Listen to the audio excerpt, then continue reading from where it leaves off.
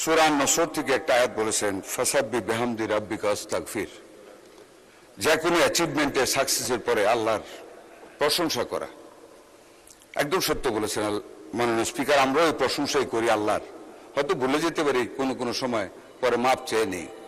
কিন্তু একটি কথা ওনাকে বলতে চাই, সূরা নজম থেকে 4টা আয়াত পড়তে চাই। বিসমিল্লাহির রহমানির রহিম। ওয়ান নাজমি ইজা হাওয়া মা দোয়াল্লা সাহিবুকুম ওমা গাওয়া ওমা ইয়ান্তিকু আনিল হাওয়া ইন হুয়া ইল্লা ওয়াহিয়ু ইউহা। আল্লাহ তাআলা এই সূরাটিতে কসম কেটেছেন, কসম অস্তগামী নক্ষত্র রাজির, তোমাদের সঙ্গী বিভ্রান্ত না, সে পথভ্রষ্ট না, মানে আমাদের নবী মুহাম্মদ সাল্লাল্লাহু আলাইহি ওয়াসাল্লাম। তিনি যা বলেন তার নিজ থেকে বলেন না, তিনি যা বলেন আল্লাহর কাছ থেকে ওহী প্রাপ্ত হয়ে বলেন। সেই ওহী কোরআনের মাধ্যমে যা বলেন উনি, ওইটা একটা ওহী। মাননীয় স্পিকার, উনি তো আমাকে নসিহত করেছেন আমাদেরকে।